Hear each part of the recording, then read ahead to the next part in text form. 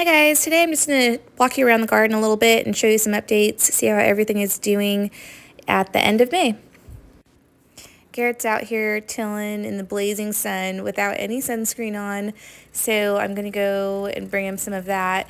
And he's allergic to sunscreen, so the only kind he can use are like these kids or baby sunscreens.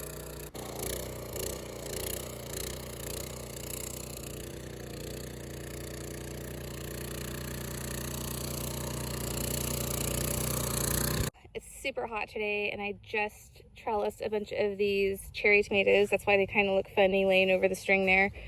But they'll straighten out now that they're upright, because they were laying down into the ground into these ground cherries here. So it looks much better now. There are so many tomatoes on our tomato plants here. You can see them all. And it's been in the mid to high 90s here already. But the tomatoes are still putting off blooms because they're planted fairly close together. They're getting plenty of water, and so I've never had my tomatoes stop blooming when it turns 95 degrees or higher, because I plant them fairly close together, so they're kind of shaded. So just because the temperature in your area is above 95 doesn't mean the temperature of your plants are 95. Also, this black tarp, I thought that when we put this down, I was like, oh, I hope this doesn't make the soil really, really hot. It's actually the opposite.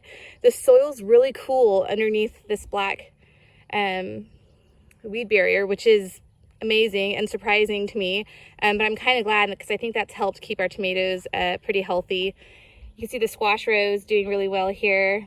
Garrett just tilled up this row, so there's a lot of dust on these plants, but these are the climbing beans and some new cucumber plants for pickling that we planted in this row. There's no water to this row, so stuff is, the tomatoes especially that we planted in between, like this one, you could tell it needs some water. So I've just been going in with a hose and watering it. Garrett ordered some more drip tape, so that should be coming in really soon. But yeah, everything's doing really well. We're getting tons of peppers. I don't know if you can see them through the tomatoes over there. I'll walk over there in a minute. The green beans are producing now. They've been blooming, and there's beans on there, but they're kind of camouflaged, which if you've grown green beans, then you know it's like one day they're not there and the next day they are.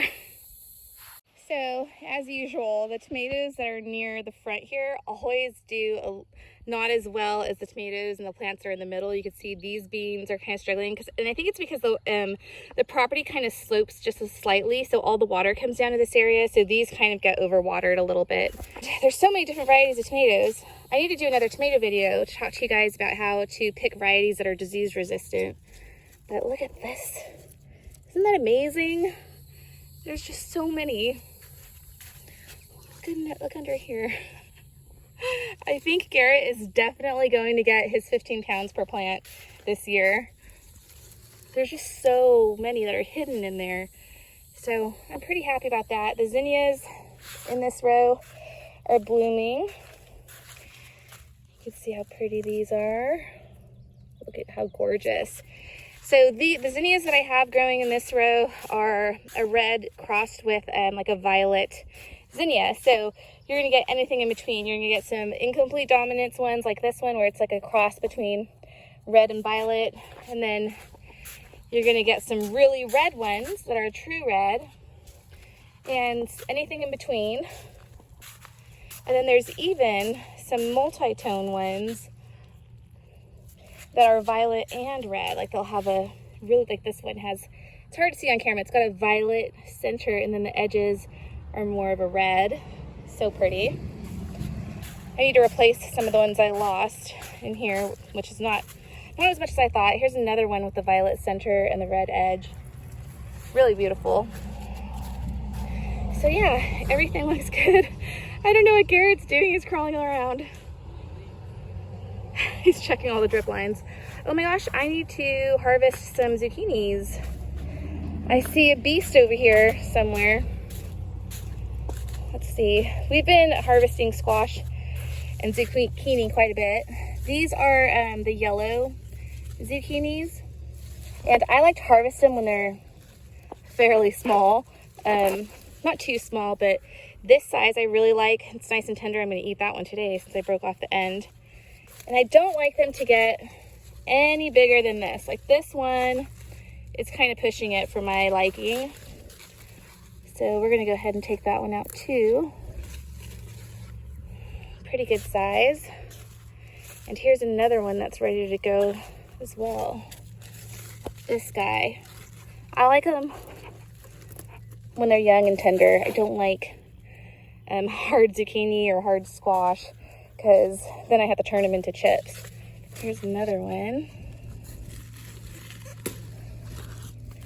Looks pretty good. And I think there's more, but I can't carry them all. Anyway, so that's what we're doing today. About to lay plastic in this row later on, probably tomorrow morning in the early morning. And then, what are you gonna do? What are your plans tomorrow? Burn holes in the plastic. Oh, he's gonna burn holes in the row that I lay. Look at the ground cherries, you guys. They're huge. Something's eating them, but I'll have to go in and spray those with some BT or something. But it's so hard to see the green beans, but I saw a bunch in here earlier. So it's exciting. We're excited that we're finally harvesting a bunch of stuff, and I harvested a ton of stuff earlier in the week too. I didn't do a video on it because it's been so hot and I've been doing stuff inside, but I've got some recipe videos coming up soon. I need to save these zinnias. These brown ones are some of the first ones you guys saw come up in the season, and all the others are new ones, so that's pretty exciting. More zinnias. But pretty soon this whole left side is just going to be covered in red and violet zinnias, which is super exciting for me.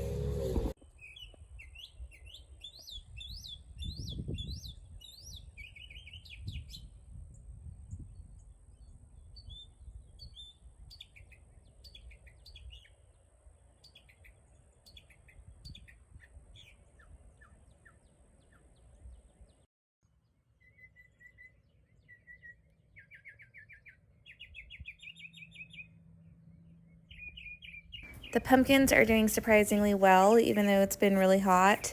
They've taken off. I'm not seeing really any dry dieback at all, even though they're not getting watered at all. And I didn't plant anything in this row. I just put seeds in, so those plants are all from seed. But some of these are a mixture of seeded, and then the plants, obviously the larger ones are going to be the plants that I planted, but they're all doing really good. I'm about to start another pumpkin patch in the shade because pumpkins don't typically like the heat here.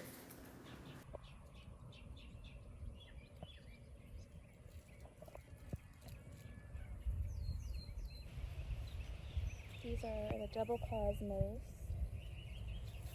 and they're quite pretty. I've already started tagging some for seed saving. Love them.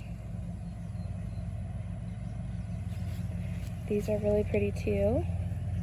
Some sunflowers coming in. And the asparagus is just a wild mess right now. Oh my gosh.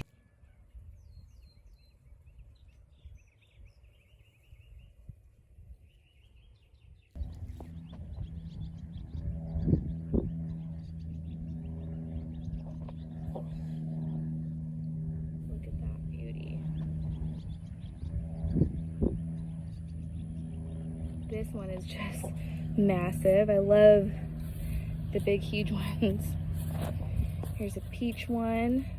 And then this might be my new favorite. I can't wait to see it open up all the way. And some more pastels and peachy colors. Here, the boys are picking blackberries. Let's see what we've got over here. So they're just barely starting to turn, but there are gazillions in there. I see it. I've already made a few batches of blackberry jam, and these might end up being for the freezer for smoothie bowls.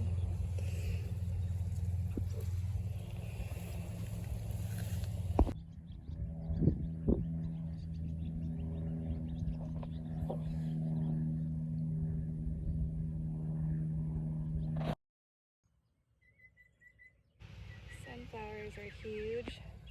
Not as big as I was hoping they'd be, but they're definitely way taller than me.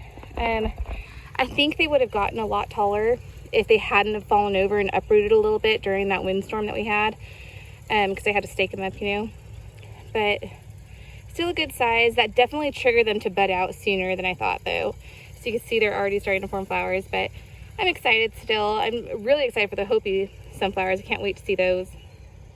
The 4 o'clocks are getting ready to bloom.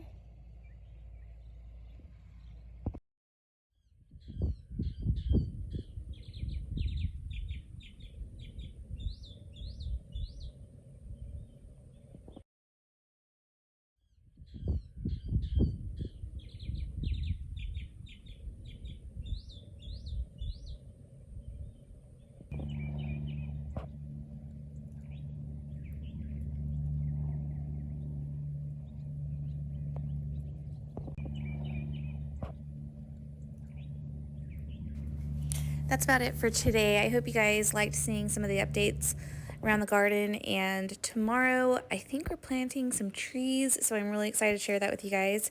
So we'll see you then.